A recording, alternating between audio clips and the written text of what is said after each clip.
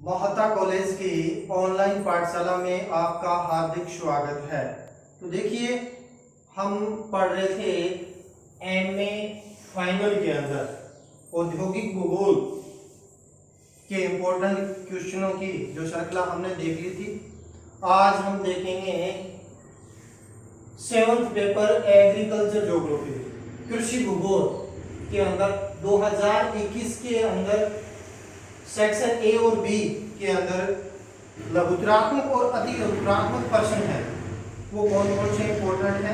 हालांकि ये मेरे दृष्टिकोण से इंपॉर्टेंट है, आप भी अपने अन्य सोर्सों के माध्यम से उनका अध्ययन करते रहें। तो ये जो प्रश्न है आपके लिए सहायक रहेंगे, मैं ऐसी उम्मीद रखता हूँ। तो सर्वप्रथम अपने देखते हैं कि एमए फाइनल 2021 के according 7th paper agriculture geography और कृषि भूगोल के अंदर देखते हैं। तो फर्स्ट क्वेश्चन को हम लेते हैं कि कृषि भूगोल को परिभाषित कीजिए। फर्स्ट क्वेश्चन अपना सब्जेक्ट कृषि भूगोल है, तो कृषि भूगोल को ये अपने देख लेते हैं कि कृषि भूगोल बेसिकली है क्या। तो देखिए, कृषि भूगोल की वह शाखा है, यानी कृषि भूगोल की वह शाखा है जिसमें कृषि से संबंधित विभिन्न प्रकार की प्रक्रियाओं का अध्ययन किया जाता है, या यूं कहें कि कृषि भूगोल की वह शाखा है जिसमें कृषि के विभिन्न पक्षों को भौगोलिक पर्यावरण के संदर्भ में अध्ययन किया जाता है, जिसके अंदर प्रादेशिक दृष्टिकोण से जो विभिन्नता पाई जाती है उनका भी इसके अंदर अध्ययन किया जाता है। इसके अलावा कृषि से संबंधित विभिन्न प्रकार के जो प्रादेशिक अध्ययन उसका विश्लेषण भी इसके अंदर किया जाता है। तो ओवरऑल कहें कृषि भूगोल की वह शाखा है जिसमें कृषि से संबंधित विभिन्न प्रकार के जो विविधताएं हैं उन विविधताओं के मध्य पाई जाने वाली विभिन्नता, एक प्रदेश से दूसरे प्रदेश के अंदर विभिन्नता कहें या कृषिगत विभेदों के कारण उसमें जो सकारात्मक व्याख्या को भी इसमें शामिल किया जाता है। इसकी अपने डेफिनेशन भी देखते हैं कि जॉनस्टन के अनुसार उन्होंने कृषि भूगोल को किस प्रकार परिभाषित किया है कि कृषि भूगोल से तात्पर्य कृषि क्रियाकलापों का स्थान स्थान पर, कि कृषि भूगोल से तात्पर्य कृषि क्रियाकलापों का स्थान स्थान पर अथवा क्षेत्रीय रूप में पाई जाने वाली विभिन्नताओं के अध्ययन से है। यानी क्या कह दिया कि कृषि भूगोल से तात्पर्य कृषि क्रियाकलापों के साथ साथ क्षेत्रीय रूप में पाई जाने वाली विभिन्नताओं का अध्ययन से है। एक क्षेत्र में यानी जो रोड मिट्टी है, दूसरे क्षेत्र में लाल मिट्टी है, तो वहां की कृषि प्रारूप में वहां की फसलों के अंदर विविधता मिलेगी। तो उसी संदर्भ में कहता है कि क्षेत्रीय विभिन्नताओं का अध्ययन से है। इस अध्ययन में कृषिगत विभेदों के विवरण और उनकी सकारात्मक व्याख्या की जाती है। यानी अलग अलग क्षेत्र की अलग अलग भौतिक विविधताएं पाई जाती है। उन भौतिक विविधताओं के आधार वहां की मिट्टी, वहां की वनस्पति में विविधता मिलती है, वहां के कृषि प्रारूप के अंदर मिलता है। जैसे अपने इन क्षेत्रों में वर्षा पर निर्भर है, शुष्क कृषि की जाती है, तो शुष्क कृषि भी इसके अंदर शामिल। जहाँ सिंचाई क्षेत्र होता है कुएं नलकूपों के, वहां सिंचित कृषि की जाती है, वहां साल में 2 से 3 फसलें ली जाती है। यहाँ सारा वर्षा पर निर्भर है। तो ये जॉनस्टन के अनुसार आ जाएगा। फसल चक्र क्या है? फसल चक्र क्या है कि फसलों को हेर फेर करके बोना, यानी जिससे क्या होगा, एक तो मिट्टी में मृदा में उपजाऊपन बनाए रखने की क्षमता बनी रहेगी, दूसरी तरफ कृषि का प्रोडक्शन भी इसके अंदर यानी वृद्धि होगी। तो इसको हम इस प्रकार परिभाषित कर सकते हैं कि किसी निश्चित क्षेत्र में एक नियमित जो एक निश्चित अवधि होती है, अवधि में निश्चित अवधि में फसलों के अनुक्रम में उगाना, यानी एक बार यानी किसी सावनी फसल में बाजरी बो दी तो अगले साल उसमें ग्वार बोएंगे। क्यों? जैसे हम देखते हैं बाजरी की जड़ें छोटी होती है और ग्वार की जड़ें काफी गहरी होती है। तो बाजरी की ऊपर वाली मृदा से जो पोषक तत्व ग्रहण करेगी, ग्वार नीचे वाले तत्व से पोषकता ग्रहण करेगी। इससे मृदा के अंदर रिसाइक्लिंग प्रक्रिया, उसकी उपजाऊपन बनाए रखने की क्षमता के अंदर क्या होती है, वृद्धि। एक यानी पिछले हमने देखा ग्वार की फसल हुई, अब की बार ग्वार का प्रोडक्शन कम हो गया। इसका मुख्य रीजन ये था, क्योंकि एक व्यावसायिक संदर्भ में ले लिया और जो फसल है उसकी चक्रीय पद्धति का हमने क्या कर दिया, व्यवधान डाल दिया, जिसके अंदर मृदा में उपजाऊपन बनाए रखने की क्षमता धीरे धीरे क्या होगी, ये इसी संदर्भ में लिया जाता है। तो अपने ज्योग्राफिकल दृष्टिकोण से इस प्रकार परिभाषित कर सकते हैं कि इसके अंदर इस प्रकार करेंगे, किसी निश्चित क्षेत्र के अंदर एक नियमित अवधि में फसलों को इस अनुक्रम में उगाना कि उसकी उर्वरक का शक्ति के अंदर या उसमें उपजाऊपन बनाए रखने की क्षमता में कमी भी नहीं आए और अधिक से अधिक क्या मिले, उपज मिले, अधिक से अधिक फसल मिले। और इस प्रक्रिया को ही क्या कहता है, फसल चक्र या इसको शस्य चक्र के नाम से भी जाना जाता है। तो इस प्रकार यानी किसी प्रतिकूल क्षेत्र के अंदर एक निश्चित अवधि के अंदर एक निश्चित क्रम के अंदर फसलों को हेर फेर कर बोने की जो प्रक्रिया है, जिससे एक तरह तो मृदा में उपजाऊपन बनाए रखने की क्षमता में वृद्धि होगी, दूसरा कृषि के अंदर जो फसलों के अंदर यानी अच्छी पैदावार होगी, तो इसको ही शस्य संयोजन कहते हैं, इसी को फसल चक्र के नाम से भी जाना जाता है।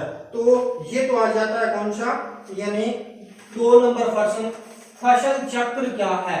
तीसरा प्रश्न इसके अंदर देखेंगे कि शुष्क कृषि से क्या तात्पर्य है। तो शुष्क कृषि ऐसे क्षेत्रों में की जाती है जहां वर्षा बेसिकली कम होती है, सिंचाई के साधनों की कमी होती है, तो वहां सारी की सारी ये खेती वर्षा पर निर्भर होती है। तो इससे पूर्व क्या जाता है कि मानसून पूर्व खेतों की क्या कर दी जाती है, जुताई कर दी जाती है, और जुताई करने के बाद उसमें खरपतवार है वो वहां नहीं होते हैं, वर्षा हो जाती है। वर्षा होने के बाद उसके अंदर ज्वार है, बाजरा है, मक्का है जैसी फसलें, जिसमें मूंग मोठ जो अपने आसपास की जो यानी फसलें होती है उनको बो दिया जाता है, और फिर यानी मानसून सीजन के अंदर उसमें खरपतवार है वो निकाल दी जाती है। तो ऐसी जो कृषि होती है वो बेसिकली क्या कहलाती है, शुष्क कृषि के नाम से जाना जाता है।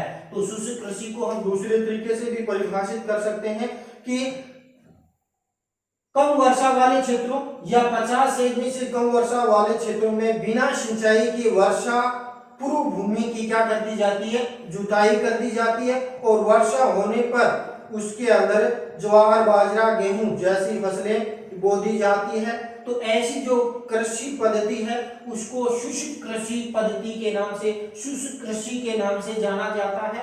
तो अपने क्षेत्र के अंदर राजस्थान में अधिकांश जो कृषि है वो शुष्क कृषि के अंदर की जाती है, जहां सिंचाई के साधनों का अभाव है। इस शुष्क कृषि की विशेषता क्या है, तो नंबर 1 तो ये पूर्णतः वर्षा पर निर्भर है, नंबर 1। नंबर 2 बात इसके अंदर देखना चाहें, जो ये जो कृषि पद्धति है इसमें वर्षा से पूर्व यानी खेत की जुताई कर दी जाती है, वहां उसके अंदर खरपतवार है वो समाप्त हो जाए, और वर्षा होने पर उसके अंदर यानी पाटा लगा दिया जाता है, फिर उसके अंदर बुआई कर दी जाती है जिससे उसमें नमी बनी रहे। तो इस प्रकार, और वर्षा पूर्व उसके अंदर देसी खाद भी डाल दी जाती है। तो इस प्रकार ये जो कृषि पद्धति है 50 सेमी से कम वर्षा वाले क्षेत्रों में ये कृषि की जाती है, कौन सी, शुष्क कृषि। और इसके अंदर यानी वर्षा पर निर्भर है, वर्षा अच्छी होती है तो एक साल में 2 फसलें ले ली जाती है, और चूंकि इसके अंदर जो खरीफ की फसल है वो मानसून पर निर्भर है। आगे यदि खरीफ की पकने के बाद वर्षा हो जाती है तो उसमें यानी चना है, सरसों की फसल बो दी जाती है, और वो निर्भर करता है आगे दिसंबर जनवरी में होने वाली मावठ। तो अंतिम यानी सितंबर अक्टूबर के अंतिम सप्ताह में वर्षा प्लस यदि मावठ समय पर हो जाती है तो साल में 2 कृषि ली जा सकती है शुष्क कृषि पद्धति से। लेकिन अमूमन पिछले सालों में देखा जाता है कि लगभग एक ही कृषि इससे अंदर होती है, क्योंकि वर्षा के अंदर परिवर्तन आ गया, जलवायु परिवर्तन का प्रभाव हमारी कृषि पर भी देखने को मिलता है। तो ये तो आ जाता है शुष्क कृषि की विशेषताएं। अब ये 7 नंबर के क्वेश्चन के अंदर भी पूछा जा सकता है, 2 नंबर के प्रश्न में भी पूछा जा सकता है। अब कृषि भूगोल का नेक्स्ट प्रश्न देखते हैं, कृषि को प्रभावित करने वाले भौतिक कारक, यानी कृषि को प्रभावित करने वाले कारक के अंदर भौतिक का मतलब है प्राकृतिक कारक। तो प्राकृतिक कारक कौन कौन से कारक प्रभावित करते हैं, तो नंबर 1 तो निर्भर करता है उच्चावच, यदि किसी क्षेत्र के अंदर कृषि मैदानी क्षेत्र है, कृषि का प्रोडक्शन अधिक होगा। पर्वतीय क्षेत्रों में सीढ़ीदार कृषि की जाती है, पर कृषि का प्रोडक्शन कम होता है। और जब संपाट भाग होगा वहां कृषि के अंदर सिंचाई की सुविधा भी उपलब्ध हो जाएगी, वहां कृषि करना आसान है, जुताई करना भी आसान। तो उच्चावच या भूमि का जो धरातल है यदि समतल है तो कृषि का प्रोडक्शन अधिक होगा, उबड़ खाबड़ है तो जुताई केस में भी जोर आएगा, कटाई केस में भी मशीनों का प्रयोग कम हम नहीं कर पाएंगे। दूसरा, यदि पर्वतीय क्षेत्र है तो वहां पर भी यानी कृषि सीढ़ीदार क्रम में की जाती है, तो वो भी सीमित क्षेत्र में कृषि की जाती है। तो फर्स्ट तो कारक कौन सा हो गया इसके अंदर, यानी उच्चावच हो गया। दूसरा, यदि हम बात करते हैं जलवायु, भी भौतिक कारक में जलवायु, यानी अपने इससे पूर्व बात की शुष्क कृषि, तो शुष्क कृषि उसी क्षेत्र में की जाएगी जहां वर्षा 50 से कम वर्षा होती है। जब वर्षा अधिक होगी वहां पूरे यानी आर्द्र कृषि भी की जाती है, वहां बागाती कृषि भी की जाती है, व्यापारी कृषि भी निर्भर करती है। तो यानी वो कौन से कटिबंध के अंदर स्थित है, वहां की जलवायु कैसी है, उस जलवायु के अकॉर्डिंग ही फसलों की जो पद्धति होती है, फसलें किस प्रकार की फसलें अधिक वर्षा वाली, जैसे गेहूं है, गन्ना है, जैसी फसलें चावल जिसमें 70 से 75 दिन पानी रहना चाहिए वो फसलें बोते हैं। तो इस प्रकार कहने का तात्पर्य यह है कि दूसरा महत्वपूर्ण कारक है जलवायु, और जलवायु के अंदर वर्षा भी आ जाती है, तापमान भी आ जाता है, आर्द्रता की ह्यूमिडिटी की मात्रा भी आ जाती है। तो ये दूसरा कारक आ जाता है कौन सा, जलवायु। फर्स्ट कारक हमने देख लिया उच्चावच, दूसरा हमने देख लिया जलवायु, और तीसरा उस क्षेत्र की मृदा या मिट्टी कैसी है। यदि मिट्टी बलुई प्रवृत्ति की है तो बलुई मिट्टी की विशेषता है कि वो जल के साथ बहना, ज्यादा जल आ जाएगा जल के साथ बहना प्रारंभ कर देगी, कम जल होता है और वो यानी वाष्पोत्सर्जन की क्रिया अधिक करती है। इसके बनिस्पत जलोढ़ मिट्टी है या काली मिट्टी है, जल संग्रहण करने की क्षमता ज्यादा होती है, पौष्टिक तत्व उसमें ज्यादा होते हैं, तो उसमें प्रोडक्शन सी स्वाभाविक सी बात है ज्यादा होगा। जैसे उत्तर भारत की लोड मिट्टी है, उसके अंदर रबी, खरीफ और जायद तीनों फसलें ली जाती है और प्रोडक्शन भी अच्छा होता है। दक्षिणी भारत की काली मिट्टी है, उसके अंदर भी जैसे दलहनी फसलें हैं, कपास है, वो यानी बहुत अच्छी फसल इसके अंदर होती है। तो दूसरा महत्वपूर्ण कारण है मृदा, और मृदा यानी जितनी ज्यादा उपजाऊ होगी प्रोडक्शन उतनी मात्रा में ज्यादा होगा। मृदा की प्रकृति कैसी है, पथरीली मृदा है या पर्वतीय मृदा है या रेतीली मृदा है या जलोढ़ है, काली मृदा, तो उस मृदा पर भी यानी प्रमुख रूप से ये भी एक महत्वपूर्ण कारक है कौन सा, यानी भौतिक कारकों के अंदर। तो तीन कारकों का हमने यानी इसके अंदर डिस्कस कर लिया, ये चीजें इसके अंदर आती है। तो तीसरा प्रश्न हो गया, और चौथा प्रश्न आता है सिंचाई की आधुनिक 3 विधियों के नाम बताइए। यानी परंपरागत विधियां भी होती है, यानी मुख्य रूप से क्या है, आधुनिक सिंचाई की विधियां भी इसके अंदर प्रमुख रूप से शामिल की जाती है।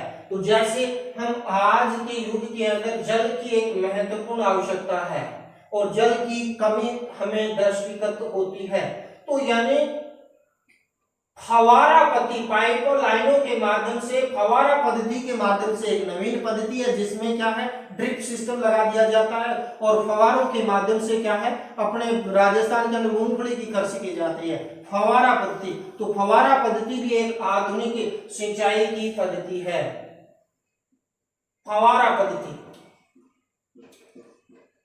तो फवारा पद्धति सिंचाई की एक आधुनिक नवीनतम पद्धति के अंदर मुख्य रूप से आती है। दूसरा, यदि हम बात करें बूंद बूंद सिंचाई पद्धति, तो बूंद बूंद यानी प्रमुख रूप से पौधों की या उसकी जड़ के अंदर पानी जाए, तो ये जो विधि है बूंद बूंद सिंचाई पद्धति, ये हमने 1959 के अंदर इजराइल देश से इस पद्धति को अडॉप्ट किया और ये पद्धति बहुत ही कारगर है। क्यों? क्योंकि इसमें 30 से लेकर 70% जल की क्या होती है, बचत भी होती है। दूसरा, इस पद्धति से जल के साथ साथ फसलों के प्रोडक्शन के अंदर भी वृद्धि होती है। जिस प्रकार फुहारों की बूंदें जब यानी फसलों पर पड़ती है तो उसमें बढ़वार ज्यादा होती है, उसी प्रकार इसके अंदर बूंद बूंद सिंचाई पद्धति में पौधे की जड़ के अंदर जाएगा। और ये जो पद्धति है बागवाती कृषि है, या जो सब्जियां हैं, फलवर्गीय पौधे, उनके लिए ये पद्धति बहुत ही कारगर सिद्ध होती है, बूंद बूंद सिंचाई पद्धति, जो इजराइल देश से हमने 1959 के अंदर ग्रहण की।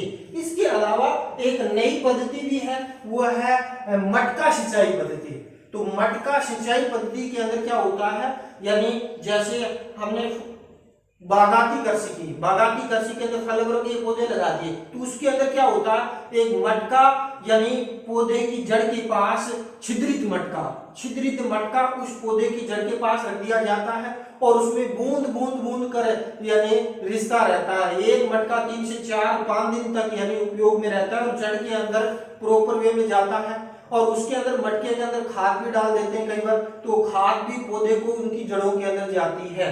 तो ये भी एक नवीन पद्धति है जिसके अंदर पौधे की बढ़वार के अंदर भी अधिक होगी और इससे जल की बचत भी होगी। तो ये मटका विधि आपने वर्तमान में जो वृक्षारोपण कार्यक्रम हो रहा है उसके अंदर भी अपने इस मटका विधि का उपयोग कर हम जल की बचत भी कर सकते हैं और दूसरी कर पौधों की ग्रोथ के अंदर भी इसके अंदर पद्धति होगी। तो 3 पद्धति होगी, एक तो फव्वारा सिंचाई पद्धति, दूसरा यदि हम इसके अंदर देखें तो बूंद बूंद सिंचाई पद्धति, तीसरी हम देखें मटका सिंचाई पद्धति। तो ये हो गया तीसरा सिंचाई की आधुनिक 3 विधियां।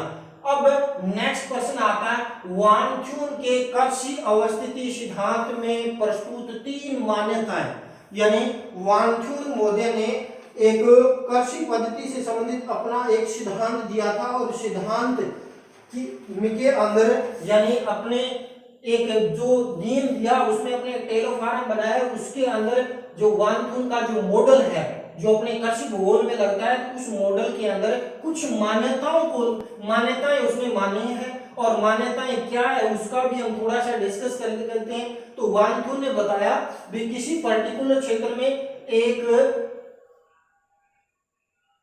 ये क्षेत्र है, इस क्षेत्र के अंदर एक आकांकी प्रदेश होगा, यानी एक एकांकी इसके अंदर क्षेत्र एकांकी प्रदेश होगा और एकांकी बाजार होगा। वहां से इसके अंदर ये पेटियां बानी उन्होंने और पेटियों के इसमें उन्होंने एक बाजार की कल्पना की है और ये जो उन्होंने इस पेटी बानी उसमें कहा कि सभी पेटियों के अंदर एक जैसी जलवायु दशाएं, एक जैसा प्राकृतिक वातावरण रहता है।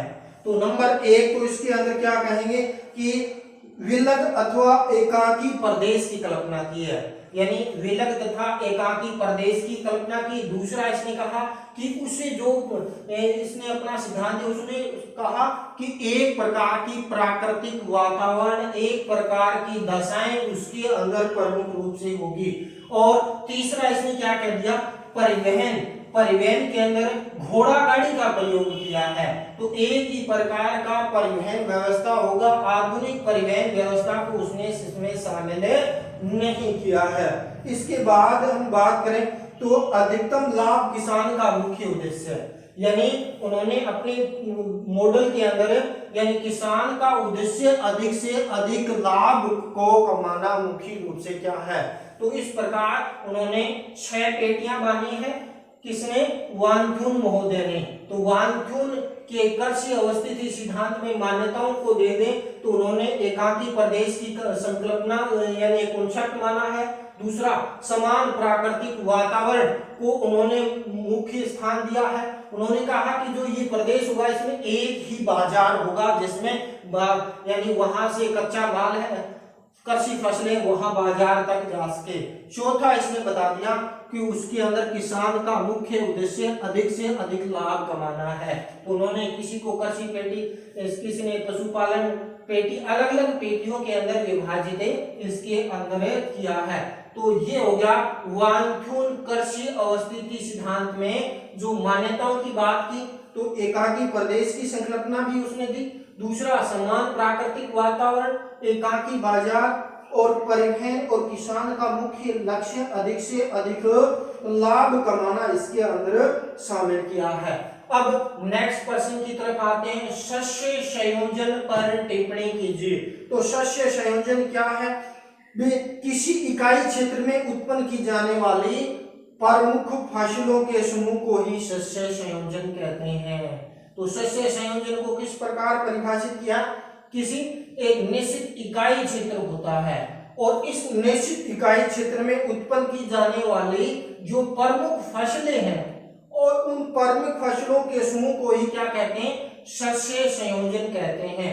यानी किसी एक पर्टिकुलर क्षेत्र में एक प्रमुख कृषि फसलों के जो समूह को शस्य संयोजन कहते हैं और इसमें फसलों में अलग अलग अध्ययन के साथ शस्यों के संयोजन के अध्ययन में महत्वपूर्ण समझा जाता है। तो रटने की आवश्यकता नहीं, किसी पर्टिकुलर क्षेत्र के अंदर या किसी क्षेत्रीय इकाई क्षेत्र के अंदर उत्पन्न की जाने वाली प्रमुख फसलों के जो समूह होते हैं उन समूह को ही शस्य संयोजन के नाम से जाना जाता है। तो 2 नंबर का प्रश्न ये पूछा जा सकता है। अब सिंचाई किसे कहते हैं उसको भी अपने देख लेते हैं कि सिंचाई के अंदर किसको क्या शामिल किया जाता है, उसका भी हम डिस्कस कर लेते हैं कि सिंचाई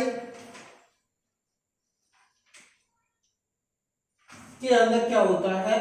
इसके अंदर पर्टिकुलर किसी क्षेत्र विशेष के अंदर यानी वर्षा के अभाव में फसलों को कृत्रिम रूप से जो सींचने की जो प्रक्रिया है उसको सिंचाई कहते हैं। सिंचाई नहरों के माध्यम से हो सकती है, सिंचाई कुओं के माध्यम से हो सकती है, सिंचाई तालाबों के माध्यम से हो सकती है। तो इस प्रकार यानी वर्षा के पूरक के रूप में सिंचाई का उपयोग किया जाता है। तो सिंचाई को हम इस प्रकार परिभाषित कर सकते हैं कि वर्षा के अभाव में या वर्षा कमी के अभाव में फसलों को कृत्रिम रूप से जल सिंचने की जो प्रक्रिया है बेसिकली वो सिंचाई कहलाती है। सिंचाई विभिन्न माध्यमों से की जाती है, चाहे वो कुएं हो, नलकूप हो, तालाब हो, इन माध्यमों से जो सिंचाई हमें कर सकते हैं। तो ये हो गया सिंचाई। तो सिंचाई के अंदर वर्षा के अभाव में कृषि फसलों या खेतों को कृत्रिम रूप से जल पिलाने की या सिंचने की जो प्रक्रिया है उनको सिंचाई कहते हैं। और सिंचाई का लाभ ये होता है कि मानसून में विभंगता आ गई, फसलें जल रही है तो फसलों को जलने से बचाया जा सकता है। कई बार वर्षा ही समय पर नहीं हुई तो हमने कृत्रिम रूप से कुओं नलकूपों से सिंचाई करके फसलें बो दी और फसलें बोने के बाद वर्षा हो गई तो उसके अंदर क्या होता है, फसलों को यानी लेट भी इसके अंदर नहीं होता है। कई बार क्या होता है वर्षा के अंदर बीच में काफी गैप आ जाता है, उस गैप के अंदर यदि फसलें में जल की व्यवस्था नहीं मिलेगी तो फसलें जल जाएगी, तो उसके अंदर पूरक के रूप में भी उपयोग किया जाता है। इसके अलावा व्यापारिक कृषि या बागायती कृषि करने के लिए भी हम सिंचाई की आवश्यकता हमें महसूस होती है। दूसरा, खरीफ के मौसम में तो मानसून सक्रिय रहता है लेकिन रबी के मौसम के अंदर यानी वर्षा मानसून लौट जाता है, दक्षिण पश्चिमी मानसून, तो उस समय फसलों को बोने उसमें लगातार सिंचाई करने में भी यानी कृत्रिम रूप से हम सिंचाई की व्यवस्था इसके अंदर करते हैं। तो ये इसके अंदर हो गया कौन सा भाई, सिंचाई। अब अपने नेक्स्ट प्रश्न की तरफ बढ़ते हैं कि शाखांतरित कृषि किसे कहते हैं। तो शाखांतरित कृषि जिसको शिफ्टिंग एग्रीकल्चर के नाम से भी क्या है जाना जाता है। तो देखिए आदिम जनजातियों द्वारा पर्वतीय या वनीय क्षेत्रों के अंदर वनों को झाड़ झंखाड़ को साफ करके उसमें अपने जो प्राचीन औजारों के माध्यम से उस यानी उसको क्या करते हैं, झाड़ झंखाड़ को साफ कर दिया, उसको जला दिया और जला के उसके अंदर यानी जो प्राचीन तरीके के उनके औजार है, कुदाली है, फावड़ा है, उनके अंदर यानी क्या कर दिया जाता है, बीज बिखेर दिए जाते हैं और वो जनजातियां अन्य कार्यों में लग जाती है यानी पशुचारण में या वन फलों को एकत्रित करने में। तो उसमें फिर क्या है वो फसलें पक जाती है, पकने के बाद उसको काट ली जाती है और 2-3 साल तक वो प्रोसेस करते हैं। उसके बाद वो यानी वो क्षेत्र अनुपजाऊ हो जाता है, दूसरी जगह पर उस कृषि पद्धति को अपना दिया जाता है। तो उसको काटना, जलाना, फिर बोना, इसलिए इसको कहा जाता है स्लैश एंड बर्न कृषि के नाम से भी जाना जाता है। इसी शाखांतरित कृषि को उत्तर पूर्व भारत में झूमिंग के नाम से भी जाना जाता है। तो जो यूजीसी नेट के एग्जाम है उससे संबंधित कई प्रकार के इनके उपनाम पूछ लिए जाते हैं कि इस कृषि पद्धति को असम में किस नाम से जानते हैं। तो असम में इस कृषि को झूमिंग कृषि पद्धति के नाम से जाना जाता है। केरल में इस फसल को पोनम के नाम से, केरल में इसको पोनम के नाम से जाना जाता है। इसके अलावा यदि हम बात करें तो पश्चिमी घाट है, जो पश्चिमी घाट पर्वत श्रेणी है हमारी, वहां इस करती को क्या किस नाम से, कुमारी के नाम से जाना जाता है, किस नाम से। और उत्तरी पर्वतीय क्षेत्र है, पर्वतीय क्षेत्र में इसको खील के नाम से जाना जाता है, शाखांतरित कृषि को। अपने राजस्थान में, दक्षिणी पूर्वी राजस्थान में इस कृषि को, शाखांतरित कृषि को नाम जाना जाता है वालरा कृषि के रूप में भी इसको परिभाषित किया जाता है। इसी प्रकार मध्य प्रदेश में इसको बेवर के नाम से या पेंडा के नाम से भी इस कृषि पद्धति को जाना जाता है। इसके अलावा यदि हम बात करें दक्षिण पूर्वी राजस्थान में इसको वालरा और उसमें पर्वतीय और मैदानी को दजिया व चंपाता के नाम से भी इसको जाना जाता है। तो इस प्रकार रखने की आवश्यकता नहीं। 7 नंबर का प्रश्न पूछा जा सकता है कि शाखांतरित कृषि में आदिम जनजातियों द्वारा यानी वन या पर्वतीय दुर्गम क्षेत्रों के वनों को सफाया कर, उसको काट छांट कर उसको जला दिया जाता है, राख को बिखेर दी जाती है, फिर उसमें यानी अपने प्राकृतिक जो यानी औजार होते हैं, खुरपी, कुंडाली है, हल है, उसके माध्यम से उसमें अनाज को बिखेर दिया जाता है और फिर जब फसलें पक जाती है तो उसको काट लिया जाता है। और ये प्रक्रिया 2-3 साल बाद उस क्षेत्र को काट के जला दिया जाता है। और इसी कारण इस कृषि को शाखांतरित कृषि कहते हैं। और उत्तर पूर्व भारत में आज से 15 से 20 साल पहले वर्षा होती, चेरापूंजी में सर्वाधिक वर्षा होती थी, लेकिन अब शिफ्टिंग होके वो कहां पर हो गई, वो मानसीराम में हो गई। क्यों? क्योंकि उत्तर पूर्व भारत में जो मेघालय में जो गोरा खासी जाति है उस क्षेत्र में वहां की आदिम जनजातियों ने यानी मेघालय के आसपास वाले जो क्षेत्र हैं या चेरापूंजी के आसपास वाले क्षेत्रों को, वनों को काट दिया और वन वर्षा को क्या करते हैं, बेसिकली आमंत्रित करते हैं, जिसके कारण अब वर्षा चेरापूंजी के स्थान पर यानी मानसीराम में कन्वर्ट हो गई। विश्व में सर्वाधिक वर्षा वाला स्थान है मानसीराम, जहां 1000 से अधिक 1350 सेंटीमीटर वर्षा उस क्षेत्र में रिकॉर्ड की गई है। तो ये हो गया कौन सा, शाखांतरित कृषि या शिफ्टिंग कृषि, स्लैश एंड बर्न कृषि या झूमिंग कृषि के नाम से भी इसको जाना जाता है। तो ये हो गया कौन सा, शाखांतरित कृषि। अब आता है 3 खेत प्रणाली क्या है। तो 3 खेत प्रणाली का जो मॉडल है वानथ्यून मॉडल, जो इसमें पूर्व हमने मान्यताएं देखी थी, तो वानथ्यून ने यानी जो 6 पेटियां बताई उसमें 5वीं पेटी में 3 खेत प्रणाली अपनाई जाती है। 3 खेत प्रणाली में क्या हो जाती है, भूमि को 3 भागों में यानी 33.33% भाग पर कृषि की जाती है, 33.33% भाग पड़ती छोड़ी जाती है और उसकी बाकी जो बची वो पशुचारण के अंदर रखी जाती है। तो 3 खेत को 3 भागों में बांटकर और जो कृषि करने की जो प्रक्रिया है उसको 3 खेत प्रणाली के नाम से जाना जाता है।